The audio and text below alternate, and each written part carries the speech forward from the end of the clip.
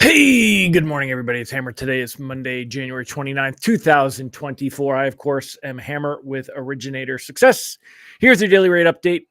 Love to have you here. Remember, you can join me live each and every day at 9:30 a.m. Eastern Time. If you're watching on the replay, we love you too. Just go ahead and make sure that you show me you love me back. Give me a hashtag replay in the comments, whether you're on Facebook or on YouTube. Always appreciate you doing that. Whether you're here live or on the replay, don't forget to smash that like button. Tag an hello friend. Share us in a group. If you're watching on YouTube, go ahead and subscribe and give us that thumbs up. All right, who we got here this morning? Let's say hi to our live folks. We got Tiana Rogers here. Good morning, Tiana. We have Bobby Searson. Good morning, Bobby. Kyle Mazekas, great to see you here as well. If you're here, say good morning. I got Megan Lindbergh. Good morning, Megan.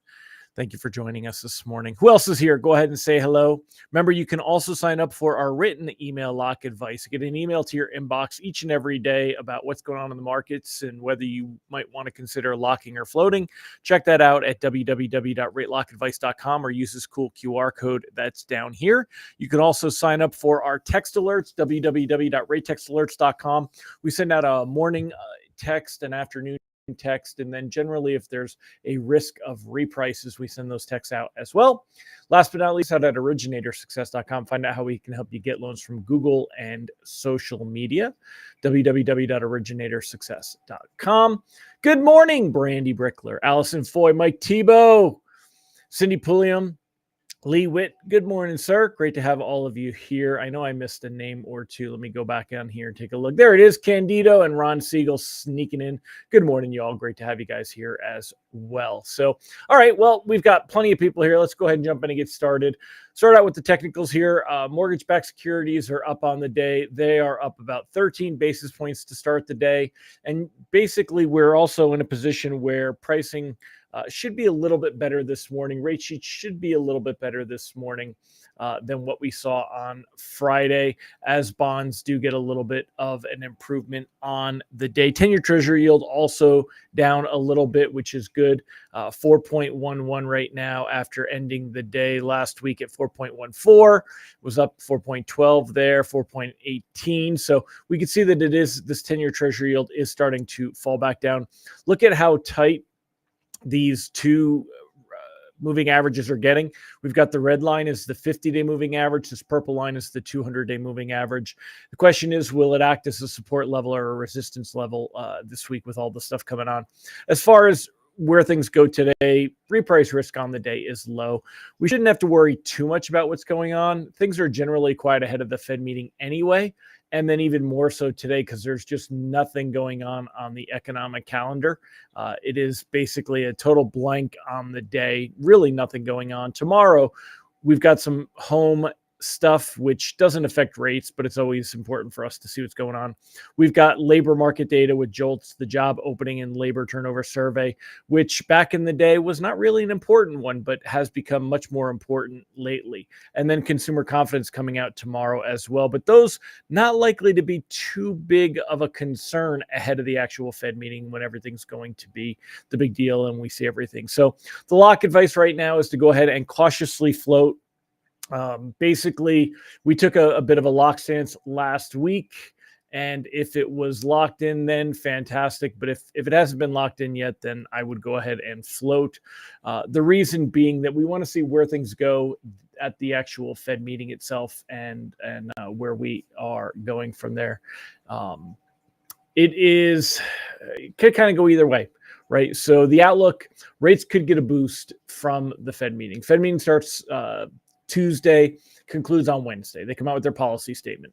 Right now, markets basically in 100% lockstep that there is no chance that the Fed is going to hike or cut rates at this January meeting. Expectations are the Fed will leave rates exactly where they're at, the Fed funds rate, for this meeting. The question becomes, will they start cutting in March? What kind of a message do they start delivering? Are they going to signal that they're ready to go ahead and start cutting? And that's going to come down to Powell's press conference. That's going to get the lion's share of the attention. And depending on how that press conference goes and the reaction to it, we've got some other data coming up this week that's going to be very important. So let's see if I go to calendar here. I don't know why their thing changes whenever I do that. So here we go. Now get rid of this. All right. So, on Wednesday, we've got the ADP private payroll, but that's, again, not going to be a big one because everyone is waiting to see what the Fed has to say. But after the Fed meeting, we've got some manufacturing data and then jobless claims on Thursday. Bank of England releasing their policy statements on Thursday, but most important is going to be the labor market data on Friday. We got non-farm payroll, unemployment, wages all coming out on Friday. So basically, if we get a little bit of momentum this week, if we get that starting on Wednesday, where markets like what they hear from Powell, that could really continue on Friday, and we could see rates, drop a little bit this week. So we will wait and see there. Good morning, Lisa. Great to see you, my biker friend, as well. Deb Dickinson, Mark David, Scott Minster, Tom Dedmore, Jennifer Zakaris, Nicole Samrad. Great to have all of you here. So basically, this week is kind of a sit and wait week. We want to see where this Fed meeting goes on Wednesday. We're watching the expectation to see, markets, do they believe that we're going to see the Fed cut or not cut? Right now, it's almost 50-50. It's neck and neck. Depending on how this goes, if we see a big increase in expectation that the Fed will start cutting in March, that's going to help rates to improve again. Also, there should be some talk and some questions about the Fed's tapering tapering off their balance sheet runoff, which is going to help bonds to improve also. So those are in our favor. Markets do firmly expect that by May we will see a rate cut. There is over almost a 90% expectation we will have a rate cut by that May meeting. The question is, will it be the first one? Right now, a 50% probability, or will it be a second rate cut? And markets pricing that in at about 40%, which is actually pretty big. Mike said Detroit Lions lost, so hell isn't going to freeze over. Dude, I watched the game. I'm a football fan, so the receiver's hands turned to stone. I don't agree with Campbell not taking the points on a tie game at it was either the end of the third or in the fourth, where it just early in the game, yeah, go for it on fourth down. I get it. Makes total sense. But when you've got a tie game and those points could make the difference that they did make, I don't agree with any of it. So they did it to themselves. I don't feel like San Francisco beat them as much as they beat themselves. They just couldn't come back from their mistakes. But anyway, this is not football commentary. It is mortgage rate commentary. Expectations, as we get further in the year, that we're going to see those rate cuts. And right now, there's a big belief that we're going to see 6. That's what markets continue to price in. Here's 5. Here's 4. Right. So markets believe, here's 3. This is what the Fed says they're going to do, is 3. And markets believe, yeah, that's not going to happen. They believe that we're going to see at least 5 and probably 6. That's what markets are pricing in. And it's still very early. Again, it's only January, even though it's the end of January. This could tweak a little bit. But really, the expectation is to see what's going to happen in March, where we're going to go from there. Looking at some of the other headlines and things to be watching out for here. 5 things you need to know to start your day. We're going to be watching oil prices because of all the stuff that's going on over in the Middle East. Not good at all. However, not anything too big on the concern. Joe's interested in this morning, talking about Fed Week. We wait to get an FOMC decision, blah, blah, blah. Kind of the same thing with what I just talked about there. Fed's preferred inflation gauge cools. This was the PCE data from Friday, which... That's one thing I liked what Joe said here. He said on Friday, we got the latest PCE report. It showed for the second straight month, core PCE has been running less than 2% on a 6-month annualized basis. Less than 2% on a 6-month annualized basis. There's some argument over why that's happening. And how much ammunition that gives for the Fed to go ahead and start cutting back on their Fed rate. So we'll be seeing on that. A lot of things going on this week. We'll see how it plays out. But again, we want to float. You can still lock anything closing near term, but at this point, we're only within a couple of days before the Fed meeting. It's unlikely that we see any moves worse. I would have locked on Friday to protect against a bad open this morning. The open this morning, we're up 9 basis points now. Nothing amazing. Generally, when rate sheets came out on Friday, we were around 99.75. So we're up about 10 basis points.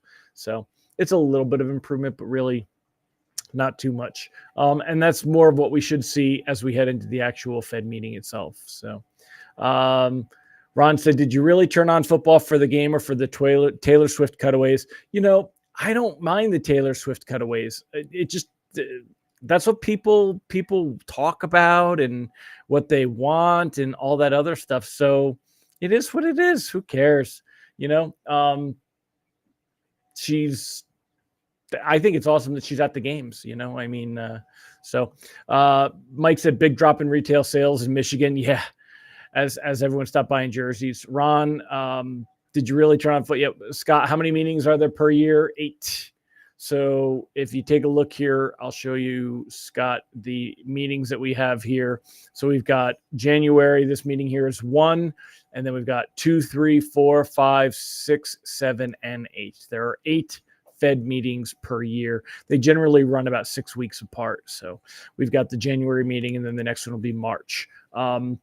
The reason that you'll see some of those jumps is not that there'll be a quarter point rate cut at every meeting, but if we do see signs of economic slowdown, you'd see bigger rate cuts by the Fed, half a point or even higher.